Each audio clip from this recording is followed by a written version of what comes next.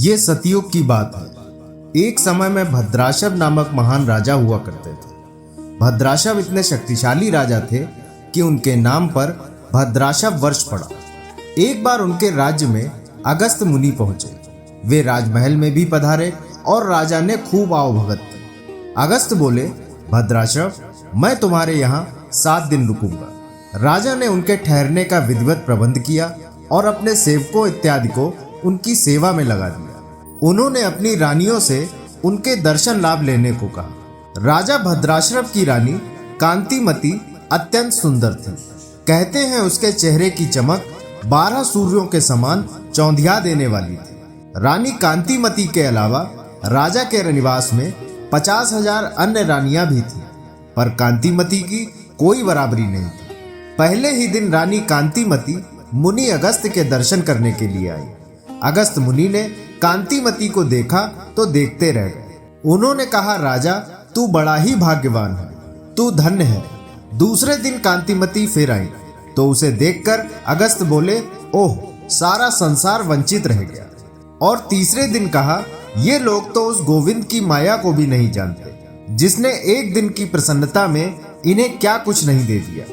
चौथे दिन जब कांतिमती मुनि दर्शन के लिए पहुंची तो वे अपने दोनों हाथ ऊपर उठा करके बोले, हे जगन्नाथ, आप धन्य हैं, आपकी लीला अपरंपार है। इसी तरह 5वें दिन बोले, भद्राशव, तुम्हें बहुत बहुत धन्यवाद। हे अगस्त, तू धन्य हुआ। इसी तरह 6ठे दिन भी उन्होंने कांतिमती को देखकर प्रशंसात्मक टिप्पणी की। 7वें दिन तो गजब ही हो गया। वे बोले कि राजा ही नहीं, उसकी रानी, सेवक सभी मूर्ख हैं, जो मेरी बात नहीं समझते। इतना कहने के बाद वे उठे और सबके बीच राजा भद्राशव के सामने ही भाव विभोर होकर नाचने लगे। 7 दिनों तक रानी के जाने पर उसकी प्रशंसा और वहां उपस्थित सभी लोगों के सामने धीर गंभीर रहने वाले मुनि का नृत्य। कुछ देर तो राजा अचरज में रहा। फिर उसने विनम्रता से हाथ जोड़कर अगस्त मुनि से इसका कारण पूछा। राजा के आश्चर्य और प्रश्न के उत्तर में मुनि ने कहा, राजन, आप पूर्व जन्म में हरिदत्त नामक एक धनवान पर धर्म कर्म में विश्वास रखने वाले वैश्य के दास थे। उसकी सेवा सुरक्षा करना आपका काम था। यह कांतिमती तब भी आपकी पत्नी थी। कांतिमती भी वैश्य के यहाँ दासी का काम करती थी। एक बार वैश्य ने फैसला किया कि वह अश्विनी मास की द्वादशी का व्रत रखकर भगवान विष्णु के मंदिर में विधिवत पूजा करेगा। समय आने पर वैश्य ने सारी तैयारियां कर मंदिर के लिए प्रस्थान किया।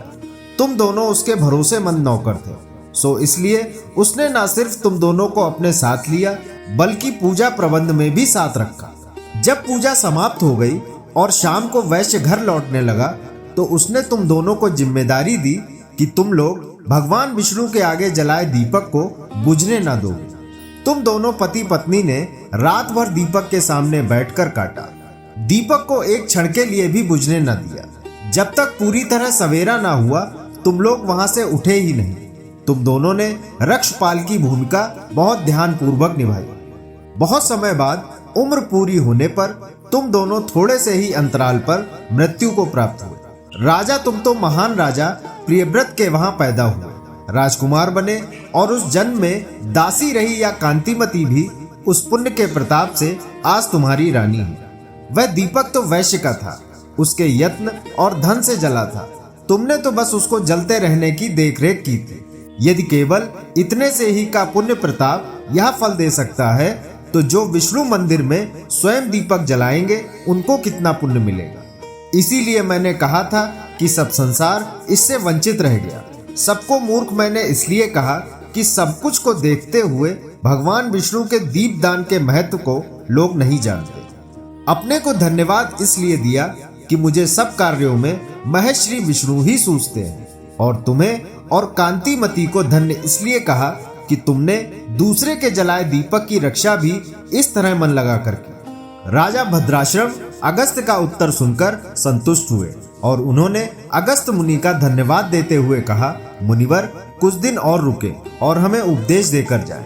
अगस्त मुनि ने भद्राशव को शीघ्र ही योग्य पुत्र का पिता बनने का आशीर्वाद दिया और कहा कि कार्तिक पूर्णिमा के अवसर पर मुझे पुष्कर में उपस्थित होना है, इसलिए अब मैं वहां के लिए प्रस्थान करूंगा। तो बोलो भक्त वत्सल भगवान की जय।